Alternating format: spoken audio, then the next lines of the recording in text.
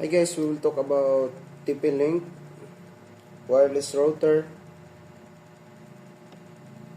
in quick setup start guide. With this guide, you can set the basic parameters to get connection to the internet.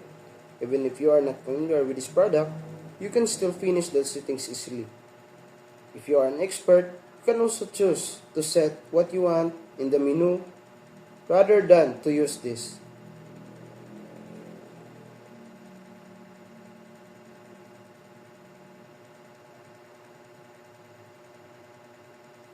We have here, the quick setup is preparing to set up your internet connection. Please choose one type below according to your ISP. The detailed description will be displayed after you choose the corresponding type. You have here the auto detect, dynamic IP most common option, static IP, PPOE Russia, PPOE, L2TP Russia. One connection type help. The quick setup supports 5 popular types of connection. To make sure the connection type your ISP provides, please refer to the ISP or here the auto detect. If you do not know the connection type of your ISP provides, use this option to allow the quick setup to search your internet connection for servers and protocols and determine your ISP configuration. Make sure the cable is securely plugged into the one port before detection. The appropriate configuration page will be displayed when an active internet service is successfully detected by the router. Next is the dynamic IP. When the router connects to the HCP server or the ISP supplies with DHCP connection, please choose this type. The router will get the IP address automatically from the HCP server or the ISP if you choose the dynamic IP type, static IP. Your ISP provide specified IP parameters in PPOE Russia, PPOE. You have applied ADSL to realize dial-up service. You should choose this type. Under this condition, you should fill in both the username and the password that the ISP supplied. PPTP or Russia PPTP. In this type, you should fill in the username, password, and IP. Next. Here in the Mac clone or media access control, it's usually used for ISP internet providers to register your unique MAC address. Usually you don't need to do this, but if you do not get an internet connection, it's better to restart the router and try and do the MAC address. So here you can set your wireless setup name, which can be any name for your router. It's security if you want to have passwords. And here in the confirmation, you can see what you enabled and you can see what the name is of your router and your password. So we click on save and that's it. So good morning everyone. So I am Junard Caballero Edigan. So I am a group 2. So our topic is TP-Link and my part of the TP-Link is network. So first we have one connection type. So one connection type, if your ISP is running on the HP server, select dynamic IP option. So if your ISP provides static or fixed IP address, submit mask gateway or identity settings to select static option. See, if your ISP provide PPOP connection. Select PPOP to Russia PPOP option. If your ISP provide big band cable or heartbeat signal connection, please select big band cable into the option. So if FPP provide L2PP connection, please select L2PP Russia L2PP option. So if you don't know how to choose the appropriate connection type, click the detect button of all router to automatically search your internet connection to server and protocol. So the connection type will be reported when the active internet service is successfully detected by the router. So this report is the preference only to make sure the connection type is ISP provide. Please refer to ISP the various type of internet connections that a router can detect as are follow. So PPPoPE, Russia PPPoE version which use PPOPE that require a username and password. So dynamic IP. So connections will use dynamic IP address assignment. So dynamic IP. So that is dynamic IP. So static IP. Connection which use static IP address assignment. So IP address enter the IP address is dotted decimal notice provided by the ISP. So subnet mask.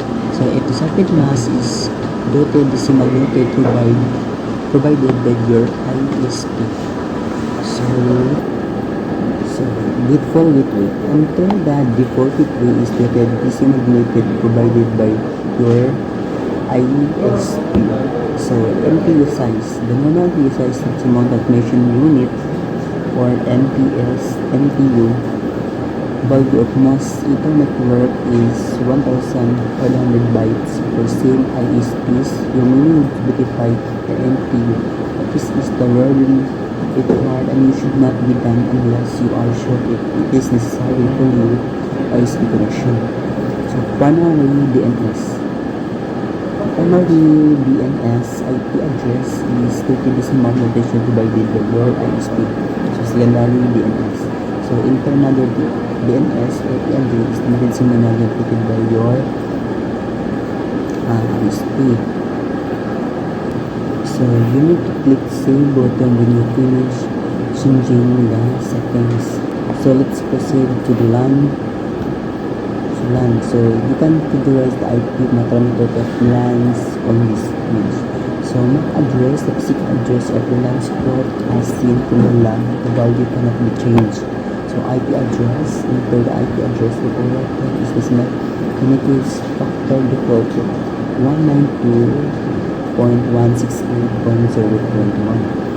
So a subnet mask and address could determine the size of the network usually if it is 255.255.255.0. So IGMP snooping. So IGMP snooping is designed to prevent host or local network from serving traffic from multicast group that have not explicitly joined. So IGMP from the serving traffic is multicast. So snooping especially is useful for a bandwidth intensive IP multicast applications such as IPTV. So note. So first, if you change the LAN IP address, you must show the new IP address plugged in the router.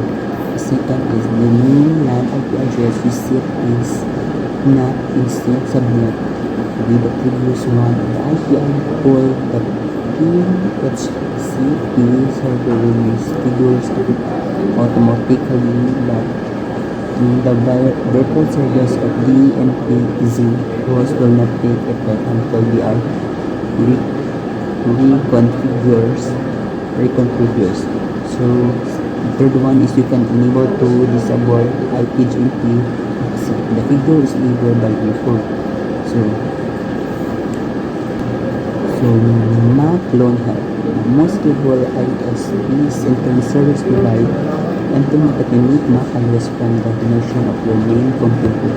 So the main computer that must be used to be connected If the cable modem and have internet connection. So if you add a router to the network, your ISP may not release the MAC address of the router and not allow to it to connect. So however, people the router can clone or replicate this replicate the registered MAC address of the main computer. So the ISP can release the internet connection to the router on your all computers. The MAC one address. This will display the current MAC address of the router. If the ISP servers deploy the QR register the MAC address, please enter the correct MAC address into the field. So here are the format MAC address. So proceed. So let's proceed to the PS MAC address. It will analyze the MAC address on the PC that is managing the MAC address. If the adapter is registered, you can click the clone MAC address button. Then it will be filled into the MAC address field. So click restore factory MAC to restore the MAC address of one port of the factory default value. So take note that ensure you're drawing the MAC clone with the wired connection of your Mac computer which used to connect the cable and have internet connection. So the second one is only the PCs in your LAN can use the MAC address clone feature. So the third is you change MAC one address when the one connection type of PPOP it will not take effect until the connection is re-established. Thank you. Wireless enable and disable. This is on off switch for your Wi-Fi. Enable means the Wi-Fi is on. Disable means it's off. It's Wi-Fi disabled. No one can connect your network. Wireless network name SSID. The name of your Wi-Fi network is what people see when they search Wi-Fi connection. You can change it to something else personal you like. Mode. These settings allow different types of Wi-Fi devices connect. 11 BG and mix means the network will support wide range of devices, both old and new. Channel auto, which Wi-Fi channels are like lanes on road. For your signal, auto means the router will pick the best lane for you to avoid interference nearby networks. Channel width auto. The width is like the size of lane. Signal auto lets the router choose the best width, speed, reliability.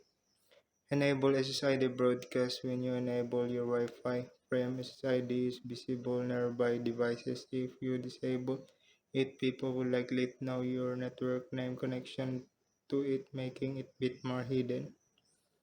Enable WDS stands for Wireless Distribution System. This lets you extend your Wi-Fi range by connecting multiple routers wirelessly. Then WPS section is WPS enabled, which stands Wi-Fi protection setup. It's quickly way to connect devices to your Wi-Fi without typing password. Then current pin. This pin personal identification number for WPS. If a device supports WPS, you can enter pin device. Disable device pin. If you select this, will turn off the pin. Add new device. This option starts WPS. Proceeds for adding new device to network. And then basic wireless security, disabled security. If you disable wireless security, anyone can connect your Wi-Fi. WPA personal or WPA2 personal. This is a recommended. This is recommended settings for your home Wi-Fi. It uses strong encrypted method. Authentic type auto. This means router will choose the best authentic method for WPA. Encryption auto. This lets your router pick the best encryption method. Wireless password. This password people need to connect to your Wi-Fi. You should ideally change this something more secure, unique. Group key update. This determines how you often encryption keys. Update to 0 usually means the default setting will be like 3600. Advanced security option, WPA Enterprise. This mode typically based on business settings with Radius server handles authentic of each device. Radius server IP. These settings let your router connect Radius with servers, verifies user credential. WEP, this is older and much more weaker encryption type, not recommended. And authentic type, open system, an option within WEP but doesn't add much security. WEP format hexadecimal. WEP requires hexadecimal, which is complex combination number letters. And then wireless MAC filtering. Wireless MAC filtering disabled. This feature can be off, so a device with Wi-Fi can connect to your network, and there's a on it. MAC filtering lets you control which devices connect their Wi-Fi based on their MAC address. Number 1, deny sanctions, specifically in deny interest list access. This option blocks certain devices. So allow station specific by enabled entries in the list to access. This option allows your device you list connect all your devices will be blocked. MAC filtering, so MAC address. The table bottom shows list of device for filtering. MAC address. This unique identifier for specific device, and there's a status enable and disable. This device entry currently active, it will either allowed or denied based on chosen rule above. So there's enable and disable. Then host TP link, the name of the network, this description, a label you've given to identify the device. You can edit this easier identification. And then here's a rundown of these advanced Wi-Fi settings that transmit power. This controls strength of your Wi-Fi. Beacon interval. Beacons are small packets that router sends you announce the network presence. RTS threshold. Is settings help you avoid data collision. Fragment threshold. Setting determines the maximum size of data packets. DTM interval controls how often router tells device about buff data. Waiting for them a lower DTM like 1. Enable short GI. Short GI can improve Wi-Fi speed. Enable client isolation. This blocks device connect for your Wi-Fi. Enable WMM. Improve performance of video, voice, other media, prioritizing those type of data. And then last one is wireless station currently connected. One only device is currently connected to your Wi-Fi. Device detail ID1. This is unique identifier for each connected device. If more devices connected, they'll have their own ID numbers. MAC address. This unique hardware address connected device. Current status associated. Associated means device connected, actively communicating, receive packets. These are numbers of data packets router received from sent to this device. This ID TP link 8840. This name of the Wi-Fi network that this device is connected to. Peace. Good evening, guys. Good evening, ma'am. I am BBM Paildin. I am in group 2. My report is about TP-Link.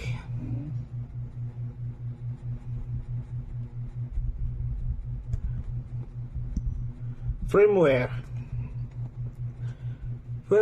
upgrade help. To upgrade the router firmware, follow the instruction. Download a most recent firmware upgrade file from our website. This is the link. Enter or select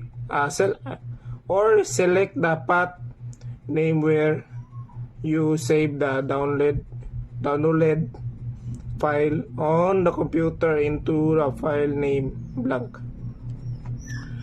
Click the upgrade button. Number 4. Router will be reboot while the upgrading has been finished. Firmware version. Display the current firmware version. Hardware version. Display the current hardware version. The hardware version of the upgrade file must be accorded with the current hardware version. Note: the firmware version must correspond to the hardware. The upgrade process takes a few moments and the router restarts automatically when the upgrade is complete. It is important to keep power applied during the entire process. Lost power during the process could be damage the router. And factory default help. Click the restore button to reset all configuration settings to their default value. Default username admin, default password admin. And this is the IP na dapat nga mo lang i-type mo lang to, tapos ito din. Backup and restore. Click the backup button to help all configuration settings to your local computer as a file. To restore the router configuration, follow this instruction. Click the browser button to find a configuration file which you want to restore. Click the restore button to upgrade the configuration file which the path the one you have input, select in the blank. The current configuration will be covered with the uploading configuration file. Wrong process will lead a device and manage. The restoring process lasts for 20 seconds and the router will be restarted automatically. Then keep the power of the router on during process in the case of damage. Password. It is strongly recommended that you change the factory default username and password of the router. All users who try to access the router will automatically will be promoted the router username and password. The new user and password must not be exceed 15 characters length and must not include any spaces. Enter the new password twice to confirm it. Tapos i-click mo lang ng save, tapos clear all. Tapos ito yung pinalas kong report. System log help. Log type. By selecting the log type, only the logs of this type will be shown. Log label. By selecting the log label, only the label is shown. Dayon. Refresh your latest log list. All log will be deleted from the router permanently, not just from the page. Dami ito Ito pala yung yung sa history ng mga logs nyo.